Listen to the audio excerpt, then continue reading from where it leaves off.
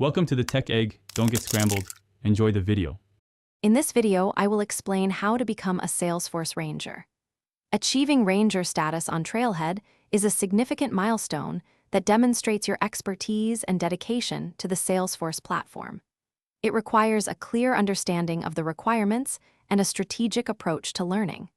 We'll cover the essential steps to guide you through the process, ensuring you maximize your learning journey and efficiently reach this impressive rank. Let's get started on your path to becoming a Salesforce Ranger. To effectively pursue Ranger status, focus on completing super badges, which are crucial for demonstrating real-world application of your skills. These projects offer a deeper dive into practical scenarios, solidifying your understanding.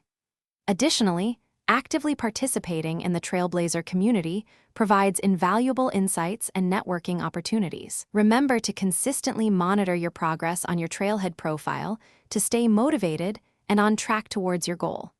This structured approach will streamline your journey. Maximizing your learning experience is vital for becoming a Salesforce Ranger.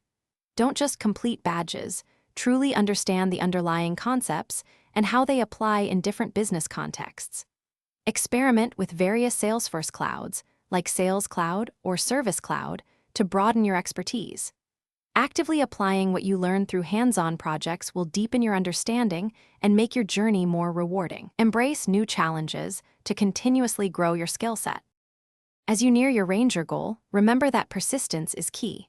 Celebrate each badge and super badge you earn, as these small victories build momentum. Make full use of Trailhead playgrounds. They are excellent for hands-on practice without impacting a live environment. This practical application reinforces your learning and prepares you for real-world challenges. Also, for great deals and to check out the Oala water bottle, make sure to look at the link in the description below. Keep learning and growing. Thanks for watching. Consider subscribing if I helped unscramble your problems.